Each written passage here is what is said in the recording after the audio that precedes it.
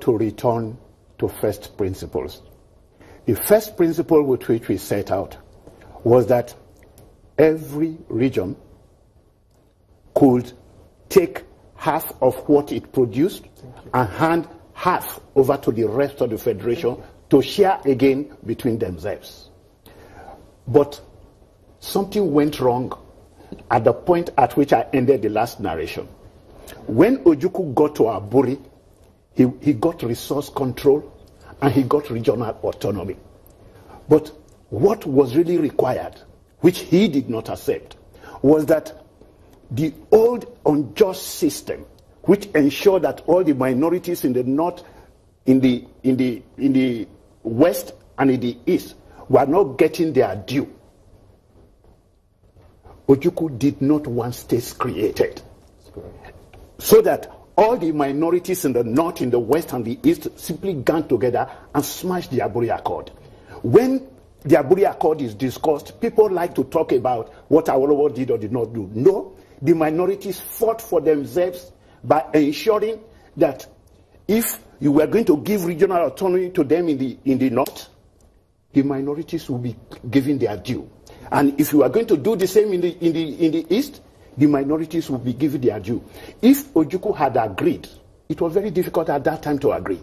If Ojukwu had agreed to the creation of states, and those minority elements got what they demanded, the problem would probably have been different. But when states were then created, states were created which were completely unviable, which is to say they took from them that power, those powers in the concurrent list, which they then moved almost completely to the exclusive legislative list, which made it a federal thing.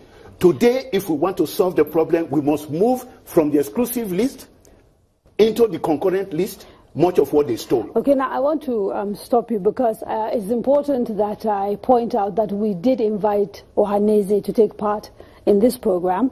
They apologized and said prior commitments did not allow them to send anybody, but they did say to us that they wanted us to share the summary of a communique that they issued on this particular agitation. And essentially I'll try and run through it as quickly as possible because obviously I want to get as many people talking as possible. They said basically the Indibo are in support of a united Nigeria, peace, love, fairness, justice, equity and equality of opportunity are paramount regardless of where one comes from, that they condemn all hate speech regardless of where it comes from, and that they lend their full support to the restructuring of the Federal Republic of Nigeria on the basis of fairness and equity, and therefore call on the federal government and all leaders to commence a process of dialogue among Nigerians. They also say they support the reports of the National Conference of 2014, and that the Southeast governors and members of the National Assembly from the Southeast and the leadership of the Ohaneze in Igbo should constitute the official organs that will speak on behalf of Igbo people. We seem to have a disconnect here, Dr. Ibrahim, because again, we've got a political class, or at least a certain group of elites who seem very confident about what they're saying about their people. And yet, when I went to see Nnamdi Kanu in Umuahia last week, I saw at least 20,000 young men and women saying he's their leader. So are we deceiving ourselves when we keep insisting that it's the same set of people that should be determining the direction of Nigeria? And when I say the same set of people, I'm talking here about political class and an elite that is doing well within Nigeria because, you know, for them, Nigeria works.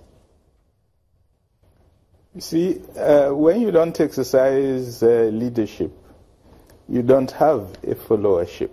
That has been the story of Nigeria.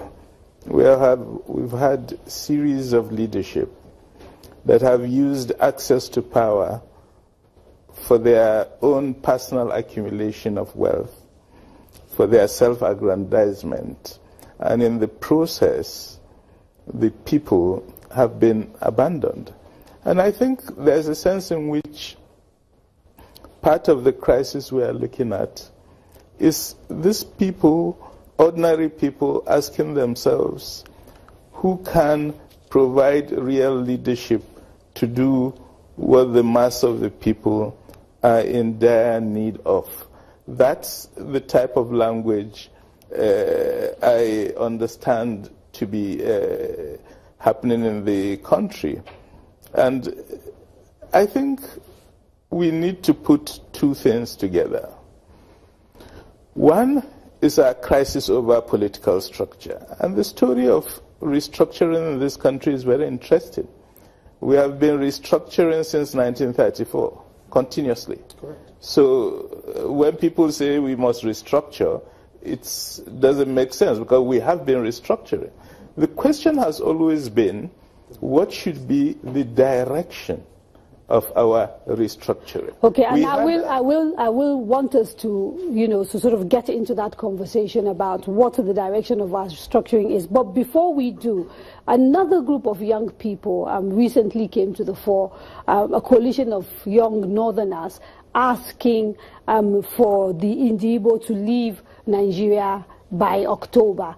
And we sent a colleague of ours to Kano to speak to him, Abubakar Salihu, and this is what one of the people who made that statement had to say.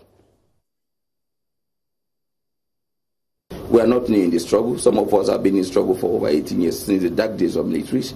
We have seen a lot, the good, the bad, the ugly side of struggle. We've been involved, but we've never been involved in any violent struggle. So the point we make is not anything to write as regards to the issue of inciting anybody to go on violent. And we caution people, and we try as much as we can to also make clarification as regards to our position. So there was nothing incitement. If there's anybody who is making an inciting statement calling for war, is the IPOD, and those are the groups we are targeting to ensure that we draw the attention of Nigerians and also the international community to see how they can prevail on this young man who keep advocating violence and so on and so forth for over time. Even when he was arrested, even when he was tried, even when he was granted bail, certain conditions were laid on him. He defied all of these conditions, and he's still making the same statement. As I speak to you, even yesterday, he made other statements. So if there's anybody who is looking for trouble, it should be referred to him, not us. We believe in the entity of this country, we believe in the unity of this country, and we work towards that. What we're saying is just a simple language. Somebody say, look, we're tired of this marry. We're tired of being part of this country. And we're saying, no, if you are tired, there are due processes to follow. Don't just sit down and begin to advocate for violence. There are exit ways easily for you to go without unleashing terror on innocent Nigerians, without you intimidating the unity of this country. There's an exit way. If you are truly fighting for your freedom, if you are truly fighting to go out of the country, you cannot build a nation in another nation. We believe strongly in Nigeria. You cannot continue to clamor for another country with violence in our own terrain, in our own region. We are saying, no, if you have that, please go back to your place and do it. And the saddest problem is that some of us felt a bit slight, because when this young man was talking, provoking all the country, the leaders from Southeast, a lot of them did not come out openly to condemn the action and inaction of the young man. He kept doing. So to us, we strongly believe that, look, to avoid what happened in 1966, measures must be taken. In the past, it was war. We don't want to go into war. So the best we could do is to draw the attention of the entire country and also the international community to say, look, enough of this madness of this young man.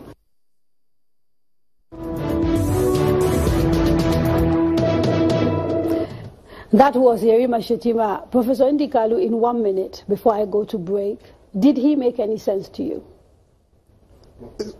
Do you want me to be honest? Yes. The most fascinating thing I thought I got out of this is he's supposed to be youth and he's referring to somebody else as a young man. I think for me that sums up the entire conversation. Okay, we are going to have to take a quick break, and when we come back we will try and open up the conversation, because we do have a fabulous group of guests in the studio. So don't go away. Stay with us. You are watching The Core. We're talking Biafra and nation building, and the program is coming to you live from Channels Television Studios in Abuja, Nigeria.